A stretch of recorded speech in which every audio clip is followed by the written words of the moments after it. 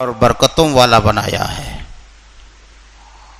اللہ نے اس مہینے کے روزے کو مومنوں کے اوپر فرض کیا ہے، اور اس لیے اللہ نے فرض کیا تاکہ بندہ مومن اس مہینہ روزہ رکھے گا اور اپنے آپ کو متقی اور پرہیزگار بنا لے گا۔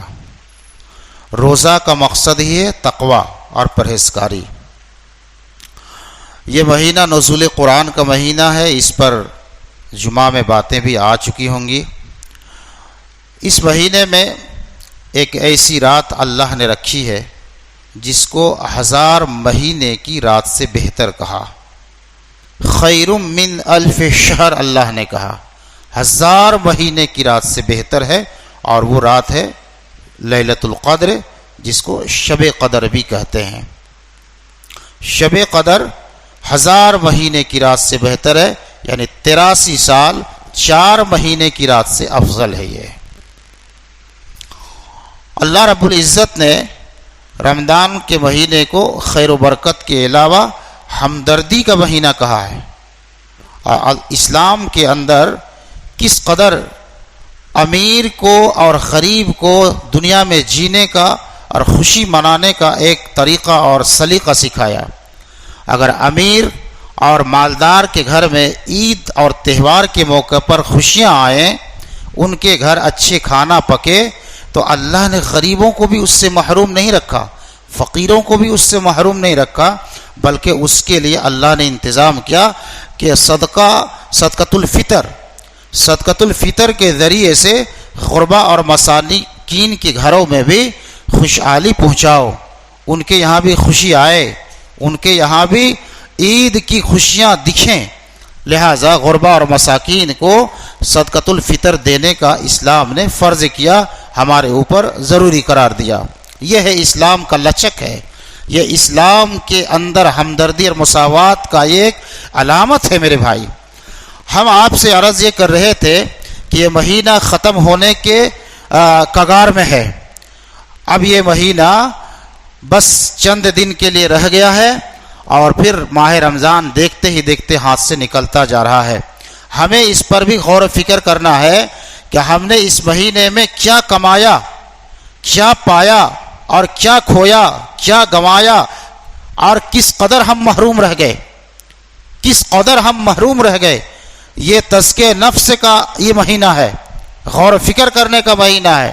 تو یہ مہینہ ختم ہونے کے کگار میں ہے، تو ہم نے اپنے اندر تقوی پیدا کیا یا نہیں کیا؟ اپنا ایمانی لیول کو بڑھایا یا نہیں بڑھایا؟ عبادات دوسرے مہینے کے مقابلے میں ہم نے کثرت سے عبادت کی یا نہیں؟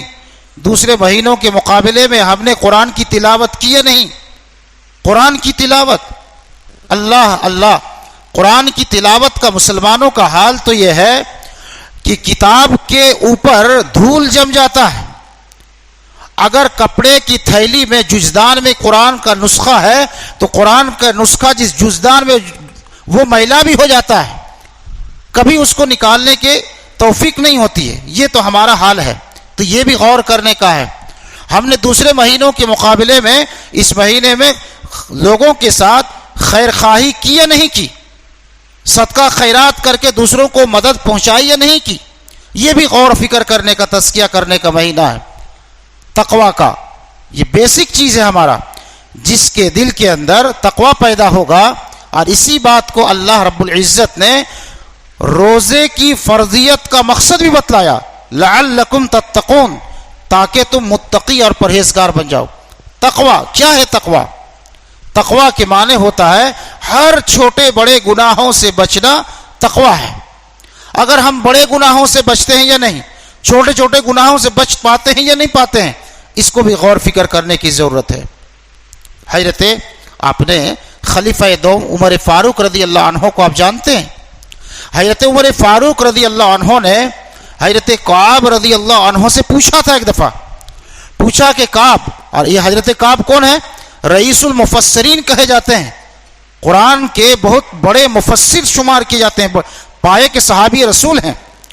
حضرت عمر فاروق رضی اللہ عنہ نے پوچھا کہ اے کعب، قرآن کی آیتوں کی تم تفسیر بتاتے ہو، تو قرآن میں جو اللہ رب العزت نے 88 مرتبہ 88 دفعہ اللہ نے تقوا تقوا تقوا کی جو بات کہی ہے، کیا مطلب ہے تقوا کا؟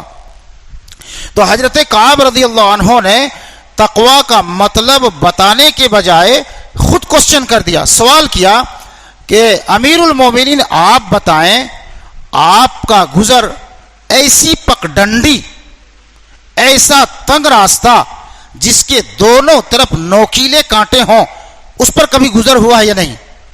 آپ نے فرمایا ہاں میں تو گزرا ہوں۔ تو پوچھا آپ کیسے گزرے ہیں؟ کہا کہ میں ایسے تنگ راستے میں اپنے کپڑے سمیٹ کر کے خود کو بچاتے ہوئے اس راستے پر میں گزرتا ہوں۔ بولے کیوں ایسے کرتے ہیں؟ بولے اس لیے میں ایسا کرتا ہوں کہ کہیں ایسا نہ ہو کہ وہ کانٹے، نوکیلے کانٹے میرے کپڑے کو پکڑ لے اور کپڑے کو پھاڑ ڈالے، یا میرے جسم میں کھرچن لگا دے، جسم زخمی ہو جائے۔ اس غرض سے ہم بچاتے ہوئے کپڑے سمیٹ کے پار ہوتے ہیں۔ حضرت کعب نے فرمایا اسی کا نام تو تقویٰ ہے، اسی کا نام تقویٰ ہے۔ خاردار نوکیلے کانٹے تنگ راستہ سے مراد گناہ ہے، ایسے گناہوں سے خود کو بچانے کا نام تقویٰ ہے۔ اور اس تقویٰ کے لیے تمام پیغمبروں نے اپنی امت کو دعوت دیا کہ تم تقویٰ اختیار کرو، اللہ سے ڈرو، اللہ سے ڈرو، گناہوں سے بچو، نافرمانی سے بچو۔ تمام نبیوں نے یہی دعوت دی ہے، اور بالخصوص جناب محمد الرسول اللہ صلی اللہ علیہ وسلم نے بھی تقویٰ کی دعوت دی ہے۔ قرآن میں جگہ بجگہ اللہ نے تقویٰ کی بات کی ہے۔ ہدی للمتقین، ہدی للمتقین اللہ نے کہا، متقیوں کے لیے ہے، گویا کہ تقویٰ والوں کی بات اللہ تعالیٰ نے کی ہے۔ تقویٰ کیسا ہونا چاہیے ہمارے دل کے اندر؟ روزہ رکھ کر کے اگر ہمارے اندر تقویٰ نہیں پیدا ہوتا ہے، گناہوں سے بچنے کا جذبہ اگر پیدا نہیں ہوتا ہے، تو ایسا روزہ تو بیکار ہے۔ جھوٹ بولنا اگر ہم نے چھوڑا نہیں، زبان سے غیبت کرنا، اشارے سے چغلی کرنا اگر نہیں چھوڑا، حرام کھانے سے اگر ہم نہیں بچ پائے، گناہوں کے کام کرنے سے اگر ہم نہیں بچ پائے، تو یقین مانیے ہمارے روزے کی قبولیت پر کوسچن مارک لگا ہوا ہے، کوسچن مارک لگا ہوا ہے، اللہ قبول کرے گا کہ نہیں کرے گا۔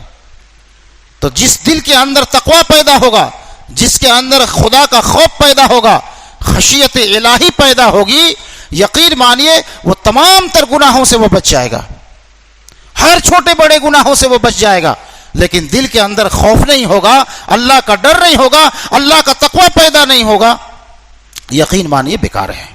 یہ تقویٰ کہاں ہے؟ اللہ کے رسول صلی اللہ علیہ وسلم نے صحیح مسلم کی حدیث ہے فرمایا، جسم کے اندر گوشت کا ایک ایسا لتھڑا ہے، اگر وہ لتھڑا ٹھیک ٹھاک صحیح سالم رہا تو پورا جسم ٹھیک ٹھاک رہے گا، اور اگر وہ لتھڑا بگڑ گیا، خراب ہو گیا، تو پورا جسم خراب ہو گیا، اور وہ دل ہے۔ اور آپ نے دل کی طرف اشارہ کرتے ہوئے فرمایا التقوی ہا ہونا، التقوی ہا ہونا، تقوی یہاں ہے، تقوی یہاں ہے۔ گویا کہ دل بھی یہاں ہے، اور اسی دل کے اندر تقوی ہونا چاہیے۔ جو انسان دل سے اللہ سے ڈرے گا، اکیلے میں بھی ہوگا تب بھی گناہ کا کام نہیں کرے گا، دکیلے میں بھی ہوگا گناہ کا کام نہیں کرے گا، انفرادی ہوگا تب بھی گناہ نہیں کرے گا، اجتماعیت میں ہوگا تب بھی گناہ نہیں کرے گا۔ اس لیے خدا سے ڈرنا نہایت ہی ضروری ہے۔ اللہ کے نبی جناب محمد الرسول اللہ صلی اللہ علیہ وسلم نے سب سے پہلے تقوی اختیار فرمایا۔ ایک دفعہ اللہ کے نبی نے فرمایا خدا کی قسم، اللہ کی قسم، تم سے زیادہ میں اللہ سے ڈرتا ہوں، تم سے زیادہ اللہ سے میں تقوی اختیار کرتا ہوں، پھر بھی میں نکاح بھی کرتا ہوں اور بیوی کا حق بھی ادا کرتا ہوں، روزہ بھی رکھتا ہوں دین کو، اور کبھی کبھی نہیں بھی رکھتا ہوں، اور سوتا بھی ہوں، اور جگ کر کے عبادت بھی کرتا ہوں۔ تم سے زیادہ میں اللہ سے ڈرنے والا ہوں اور تقوی اختیار کرتا ہوں۔ اللہ کے رسول کس طرح تقوی اختیار کرتے تھے؟ اللہ کے رسول پر، رسول اللہ کے گھرانے پر زکوٰۃ اور صدقہ حرام تھا، صدقہ اور زکوٰۃ دونوں حرام تھا۔ اللہ کے رسول زکوٰۃ نہیں کھاتے تھے، صدقہ بھی نہیں کھاتے تھے۔ ایک دفعہ اب دیکھیے کس طریقے سے رسول کے اندر تقوی دیکھیے، اور رسول اللہ کی ذات ہم سب کے لیے آئیڈیل ہے، رسول اللہ کی ذات ہم سب کے لیے نمونہ ہے، رسول اللہ کی ذات قابل اتباع ہے میرے بھائی۔ ہمیں رسول کے نقش قدم پہ چلنا ہوگا، ہمیں رسول کو اپنا اسوہ اور نمونہ بنانا ہوگا۔ جی کیسے؟ اللہ کے نبی صلی اللہ علیہ وسلم ایک دفعہ راستے چل رہے ہیں، راستے میں ایک خوبصورت صاف ستھری کھجور گری پڑی نظر آئی۔ اللہ کے رسول نے اس کھجور کے دانے کو اٹھایا، آپ نے لیا اور فرمایا کتنا اچھا ہے، کتنی خوبصورت تر و تازہ ہے، اگر مجھے پتا چلتا کہ یہ صدقہ کا کھجور نہیں ہے تو اس کو میں ضرور کھا لیتا۔ دو باتیں، مجھے اگر پتا چلتا کہ یہ صدقہ کا نہیں ہے، پتا چلا رسول اللہ کو غیب کا علم نہیں تھا، اگر غیب کا علم ہوتا تو رسول اللہ نہیں فرماتے کہ مجھے پتا چلتا کہ صدقہ کا نہیں ہے، غیب کا علم نہیں تھا، غیب کا علم صرف اللہ کو ہے، اللہ کے سوا کسی کو غیب نہیں ہے، نہ نبی کو، نہ رسول کو، نہ فرشتے کو، نہ کتب کو، نہ ابدال کو، نہ پیر کو، نہ فقیر کو، نہ امام کو، نہ عالم کو، کسی کو غیب کا علم حاصل نہیں ہے، صرف اللہ کی ذات کو ہے۔ نبی فرماتے ہیں اگر مجھے پتا چلتا کہ یہ صدقہ کا نہیں ہے تو میں اس کو ضرور کھا لیتا۔ پھر اللہ کے نبی نے اس کو سائیڈ میں رکھ دیا۔ یہ ہے تقویٰ، یہ اللہ کا خوف ہے۔ کون نہیں جانتا ہے ابو بکر صدیق رضی اللہ عنہ کو، محمد الرسول اللہ کے ہمیشہ سفر میں رہنے والے، حضر میں رہنے والے، وہ تو ابو بکر صدیق ہیں جو محمد الرسول اللہ کے یار بھی ہیں، دوست بھی ہیں۔ ابو بکر صدیق تو وہ ہیں جو جناب محمد الرسول اللہ کے سسر بھی ہیں۔ محمد الرسول اللہ نے فرمایا جن جن لوگوں نے میرے اوپر دنیا میں احسان کیا ہے میں نے ان تمام کو یہ بدگرے ان کے احسان کا بدلہ میں نے چکا دیا ہے، مگر ابو بکر کی ذات تو وہ ہے جو اس نے میرے ساتھ احسان کیے ہیں، ان کے احسان کا بدلہ میں نہیں چکا سکتا، میں اس کے احسان کا بدلہ ادا نہیں کر سکتا۔ ابو بکر کے احسان کا بدلہ تو رب کائنات ہی ادا کر سکتا ہے۔ وہ ابو بکر صدیق کی کمائی کا حال یہ تھا، ان کی روزی کا حال یہ تھا، ان کا ایک مکاتب غلام تھا، ایک غلام تھا، وہ کماتا تھا، دین بھر محنت کرتا تھا، خود اپنے لیے بھی رکھتا، ابو بکر رضی اللہ عنہ کو بھی کچھ لا کر کے دے دیتا۔ مکاتب غلام نے دین بھر روزی تلاش کی مگر دین بھر کہیں کمائی نہیں ہوئی، دین بھر ایک کوڑی کمائی نہیں ہو سکی، دین گزرنے کے کگار میں تھا۔ شام کے پہر ایک آدمی آتا ہے، اس نے حضرت ابو بکر صدیق کے مکاتب غلام کو کچھ مزدوری دیتا ہے۔ اس غلام نے کھانے کا کچھ سامان خریدا اور شام کو ابو بکر رضی اللہ عنہ کے پاس لے کر کے آیا، خدمت میں پیش کر دیا۔ ابو بکر رضی اللہ عنہ نے اس میں سے کھا لیا۔ کھانے کے بعد اس غلام نے آپ سے پوچھا آقا آپ بتاؤ، حضور آپ بتاؤ جو کھانا آپ نے کھایا ہے آپ نے وہ کیسا کھانا کھایا؟ ایک بار بھی آپ نے نہیں پوچھا، ایک بار بھی آپ نے جاننے کی کوشش نہیں کی۔ ابو بکر سٹ پٹائے اور آپ نے پوچھا بتلاؤ یہ کیسی کمائی تھی، کیسا کھانا تھا؟ غلام نے کہا کہ دین بھر میں نے کوشش کی مگر کہیں مزدوری نہیں ملی، دین بھر میں نے کوشش کی کہیں سے کمائی نہیں ہوئی۔ پچھلے زمانے میں جب زمانہ جاہلیت میں تھا میں خود بگڑا ہوا تھا، میں خود گمراہ تھا، نجومی کا کام کرتا تھا، لوگوں کے ہاتھ کے ریکھا بتا کر تقدیر بتایا کرتا تھا اور یہ اسلام میں حرام ہے۔ میں زمانہ جاہلیت میں تھا، ہاتھ کا ریکھا دیکھ کر لوگوں کی قسمت بتاتا تھا، تقدیر بتا دیتا تھا۔ ایک آدمی کی میں نے کہانت کی تھی، نجومت کیا تھا، اس وقت اس نے مجھ کو مزدوری نہیں دی تھی، آج اس نے مزدوری دی تھی اور وہی مزدوری کا کھانا آپ نے کھایا۔ ابو بکر صدیق رضی اللہ عنہ نے اپنے ہاتھ کو حلق میں ڈالا اور جتنا کھانا آپ نے کھایا تھا پورے کے پورے کھانے کو آپ نے نکال دیا، الٹی کر دی۔ فرمایا یہ حرام کا کھانا ہے، میرے پیٹ میں حرام کا کھانا گیا ہے، اور جس کے پیٹ میں حرام کا لقمہ جائے گا، جس کے پیٹ میں حرام کا گھونٹ جائے گا، جس کے جسم کے اندر حرام کا کپڑا ہوگا، اللہ اس کی دعا کو نہیں سنے گا، اللہ اس کے اذکار کو قبول نہیں کرے گا، اللہ اس کے روزوں کو قبول نہیں کرے گا، اللہ اس کی دعا اور عبادات کو قبول نہیں کرے گا۔ تقوی پیدا کرنا ہے تو ہمیں سب سے پہلے اپنے کھانے پینے کے اوپر نظر ثانی کرنی ہوگی، ہمیں دھیان دینا ہوگا ہمارا کھانا حلال کا ہے یا حرام کا ہے، ہمارا پہناوا حرام کا ہے یا حلال کا ہے، ہم نے جو دودھ کا گھونٹ پیا ہے، ہم نے جو پانی کا جام لیا ہے، یہ حلال کا ہے یا حرام کا ہے۔ اگر حرام کا ہے تو ہمیں آج ہی اسی وقت توبہ کر لینی چاہیے، اللہ سے ہمیں معافی مانگ لینی چاہیے۔ میرے بھائیوں، حضرت عمر فاروق رضی اللہ عنہ کو کون نہیں جانتی ہے، کون دنیا نہیں جانتی ہے؟ اسلام کے خلیفہ دوم ہیں۔ محمد الرسول اللہ نے فرمایا تھا اگر میرے بعد کسی کو نبی بنایا جاتا تو حضرت عمر کو نبی بنایا جاتا۔ حضرت عمر فاروق رضی اللہ عنہ کو رسول اللہ نے فرمایا عمر جنتی ہے۔ جس راستے سے حضرت عمر رضی اللہ عنہ چلا کرتے تھے، شیطان عمر کے ڈر سے راستہ بدل دیتا تھا۔ یہ تو حضرت عمر ہیں۔ حضرت عمر رضی اللہ عنہ کو غلام نے ایک پیالہ دودھ پیش کیا، آپ نے دودھ جیسے منہ میں لیا، آپ نے غلام سے پوچھا دودھ کا مزہ ہی کچھ اور ہے، کیا بات ہے، کہاں سے دودھ لائے؟ کہا کہ امیر المومنین بیت المال کی اونٹنی کا دودھ ہے۔ آپ نے فوراً پیالہ غلام کو دے دیا، اور جو منہ میں دودھ کا گھونٹ رکھا تھا آپ نے فوراً اس کو باہر پھینک دیا۔ آپ باہر نکال دیے۔ یاد کیجئے حضرت عمر فاروق رضی اللہ عنہ کے اندر تقوی جو آیا تو یہی حلال و حرام کے درمیان تمیز کرنے کی وجہ سے آیا۔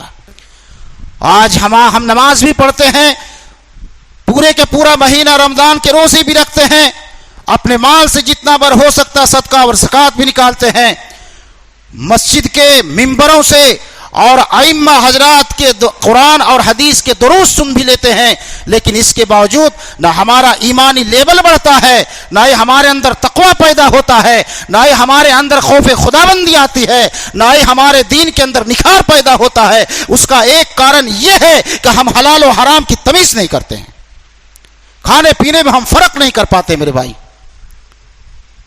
ہم نے عزت، وقار، مرتبہ اور عظمت کے لیے معیار بنا لیا ہے، دنیا والوں نے معیار بنایا۔ عزت دار وہ انسان ہے جس کے پاس زیادہ دھن اور دولت ہے، عزت دار وہ ہے جس کے پاس کوٹھی ہو، عزت دار وہ ہے جس کے پاس لمبی گاڑی ہو، عزت دار وہ ہے جس کے پاس بینک اور بیلنس میں سیونگ ہو، عزت دار وہ ہے جو عزت و جاہ و حشمت والے خاندان سے تعلق رکھتا ہو، عزت دار وہ ہے جس کے پاس منصب ہے، مگر اللہ کے یہاں عزت اسی کو ملتی ہے، اللہ کے یہاں عظمت اسی کو حاصل ہے جس کے پاس تقوی ہے۔ الا لا فضل لعربی علی عجمی، الا لعجمی علی عربی، ولا لاسود علی احمر، ولا لاحمر علی اسود الا بالتقوی۔ اللہ کے نزدیک کسی عربی کو عجمی پر، کسی عجمی کو کسی عربی پر، کسی کالے کو کسی گورے پر، اور کسی گورے کو کسی کالے پر کوئی عزت، وقار اور فوقیت نہیں ہے۔ ہمارے یہاں برادری کی بنا پر وہ فلاں برادری کا ہے، وہ فلاں برادری کا ہے، وہ نیچ برادری کا ہے، ہم تو اعلیٰ حسب و نسب کے مالک ہیں، ہم تو عزت دار ہیں، اپنے آپ کو سپریمو بنا لیتے ہیں، اپنے آپ کو عزت دار بناتے ہیں، اور کسی دوسرے کو ہم حقارت کی نظر سے دیکھتے ہیں۔ مجھے معاف کیجئے گا، آج معاشرے کی نگاہ میں سب سے گھٹیا اور کم عزت اسی کو ہے جو مسجد میں 5 وقت کی اذان دیتا ہے۔ وہ آج سب سے نگاہوں میں، سب کی نگاہوں میں سب سے گرا ہوا انسان وہ مانا جاتا ہے جو مسجد میں جھاڑو لگاتا ہے، جو مسجد کا امام ہے، جو حافظ قرآن ہے، جو عالم دین ہے۔ اس لیے اس کے پاس عزت نہیں ہے، اس کے پاس سیونگ نہیں ہے، اس کے پاس کوٹھی نہیں ہے، اس کے پاس بنگلہ نہیں ہے، اس کے پاس لمبی گاڑی نہیں ہے، اس کے پاس کوئی عہدہ اور منصب نہیں ہے۔ اسی لیے نا، یاد رکھیے گا، عزت اللہ کے یہاں اسی کو ملتی ہے جس کے پاس کوٹ کوٹ کر کے تقوی بھرا ہوا ہے۔ بتائیے، جہاں تک رہا خاندانی حسب و نسب کا، عرب میں اور بالخصوص مکہ میں سب سے اونچے خاندان کا مالک کون تھا؟ ہاشمی خاندان کا تھا، قریشی تھا، اور قریشی میں ہاشمی گھرانہ تھا سب سے اونچا خاندان کا، جس خاندان سے تعلق رکھنے والے جناب محمد رسول اللہ بھی تھے۔ اسی خاندان سے تعلق رکھنے والا ابو لہب بھی تھا، محمد الرسول اللہ کا حقیقی چچا تھا۔ اسی خاندان سے تعلق رکھنے والا ابو جہل بھی تھا، جو رسول اللہ کے قریبی رشتہ داروں میں سے تھا۔ ابو لہب کے پاس عرب کی حکومت تھی، ابو جہل کے پاس مکہ کا اقتدار بھی تھا، لیکن اسی کے مقابلے میں حبشہ کا رہنے والا، کالے ہونٹوں والا، کالا کلوٹا بلال حبشی بھی تھے۔ وہ حبشہ کے رہنے والے تھے، نہ شکل تھی نہ صورت تھی، وہ تو غلام تھے، لیکن جانتے ہیں اس کے پاس کیا تھا؟ تقویٰ تھا، تقویٰ۔ اتنی عزت عمر فاروق رضی اللہ عنہ حضرت بلال حبشی کو آقا کہتے تھے، سردار کہتے تھے۔ اور ان کو آقا کیوں نہ کہیں، کیوں نہ کہیں؟ صحیح بخاری کی حدیث ہے، حضرت ابو ہریرہ بیان کرتے ہیں، جناب محمد الرسول اللہ نے ایک دفعہ فجر کی نماز پڑھائی، نماز سے فارغ ہوئے، اللہ کے نبی نے صحابہ کی طرف، مقتدیوں کی طرف چہرہ کر لیا، رخ کر لیا، آپ نے آواز لگائی، بلال۔ حضور لبیک و صادق میں موجود ہوں، بلال تو بتا اس سے پہلے قبول اسلام کے بعد کون سا نیک کام کیا ہے جس سے اللہ سے بہت زیادہ اجر و ثواب پانے کی تم امید بھی رکھتے ہو؟ کیونکہ آج رات میں نے جنت میں اپنے آگے آگے تجھے چلنے کی آواز سنی ہے، تیرے جوتی کی آواز سنی ہے۔ حضرت بلال رضی اللہ عنہ کی آنکھوں میں خوشی کے مارے آنسو نکل آئے۔ عرض کیا، یا رسول اللہ، جب سے میں نے اسلام قبول کیا ہے، جب کبھی دن اور رات میں وضو بناتا ہوں تو مجھے جتنی مقدر ہوتی ہے تحیت الوضو کے نام پر نماز پڑھ لیتا ہوں۔ ذرا غور کرو، ذرا تصور کرو، حضرت بلال حبشی نہ کوئی اونچے خاندان کے مالک، نہ ہی ان کے پاس جاہ و حسمت ہے، نہ ان کے پاس دولت ہے، نہ ان کے پاس کوٹھی ہے، نہ ان کے پاس عمدہ سواری ہے، نہ ان کی شکل ہے، نہ صورت ہے، یہ تو ذات کے اعتبار سے غلام بھی ہیں، لیکن نبی اپنے آگے آگے جنت میں ان کی آواز کو سن رہے ہیں۔ وجہ یہ ہے کہ ان کے اندر تقویٰ تھا، پرہیزگاری تھی۔ اور اللہ رب العزت روزے کا مقصد ہی بتاتے ہیں کہ اس لیے ہم نے لعلکم تتقون، اس لیے ہم نے مومنوں کے اوپر روزہ فرض کیا ہے تاکہ اے مومن بندو تم متقی اور پرہیزگار بن جاؤ۔ تقویٰ کیسے دل کے اندر پیدا ہوگا؟ روزے کے ساتھ ساتھ اتباع رسول سے تقویٰ پیدا ہوگا، اتباع رسول سے تقویٰ پیدا ہوگا۔ اگر ہمارے اندر اتباع رسول نہیں ہے، رسول کی سنت پہ چلنے کا جذبہ نہیں ہے، محمد الرسول اللہ کی فرما برداری اگر نہیں کرتے ہیں تو یقین مانیے قیامت کی پہلی صبح تک تقویٰ پیدا نہیں ہو سکتا ہے، نہیں ہو سکتا تقویٰ۔ محمد صلی اللہ علیہ وسلم نے فرمایا، کل امت یدخلون الجنہ، امت کے سارے لوگ جنت پہ چلے جائیں گے، سارے کے سارے لوگ، چاہے عربی ہوگا، چاہے اجمی ہوگا، چاہے کسی بھی برادری سے تعلق رکھنے والا ہوگا، سارے کے سارے لوگ، کسی بھی مسلک سے تعلق رکھنے والا ہوگا، سارے کے سارے، کل امت یدخلون الجنہ، امت کے سارے، نہیں کا حنفی، نہیں کا بریلی، نہیں کا شافعی، نہیں کا مالکی، نہیں کا حنبلی، نہیں کا اہل حدیث، نہیں کا وہابی، کوئی مسلک کا نام نہیں لیا، فرمایا کل امتی یدخلون الجنہ، امت کے سب لوگ جنت میں چلے جائیں گے۔ اس لیے میں اپنے بھائیوں سے دعوت پیش کرتا ہوں، میرے بھائی نبی کی امت بنو، نبی کی امت بنو، امت محمدیہ بنو، نہ کسی مسلک کے جھمیلے میں پڑو، نہ کسی مسلک کے پچڑے میں پڑو، چھوڑ دو، گولی مارو اس کو۔ ہمیں کوئی مسلک نہیں چاہیے، ہمیں اسلام چاہیے، ہمیں دین چاہیے، اور دین کی بیس اور دین کی بنیاد بس دو ہی چیز کے اوپر ہے، قرآن اور حدیث پر ہے، تیسری اور کوئی بیس نہیں ہے، دو ہی چیز قرآن اور حدیث کی۔ تو اللہ کے رسول صلی اللہ علیہ وسلم نے فرمایا امت کے سارے لوگ جنتی ہیں، الا من ابا، سوائے اس کے جس نے میرا انکار کیا۔ صحابہ نے پوچھا، اللہ کے نبی کون آپ کو انکار کرے گا، کون آپ کی نبوت کو، رسالت کو ماننے سے انکار کر دے گا؟ نبی نے فرمایا نبی نے فرمایا من اطاعنی فقد ومن اطاعنی، جس نے میری اطاعت کی دخل الجنہ، یقیناً وہ جنت میں داخل ہو گیا، ومن عصانی، اور جس نے میری نافرمانی کی یقیناً اس نے میرا انکار کر دیا، فقد ابا، یقیناً اس نے انکار کر دیا۔ میرے بھائیو، ابھی آپ کے لیے عید کی آمد ہے، رمضان ختم ہونے کو ہے، عید کی آمد ہے۔ ام عطیہ رضی اللہ عنہ فرماتی ہیں، صحیح بخاری مسلم کی حدیث ہے، فرماتی ہیں محمد الرسول اللہ صلی اللہ علیہ وسلم نے ہم کو حکم دیا، اے ام عطیہ، عورتوں کو لے کر کے تم عید کی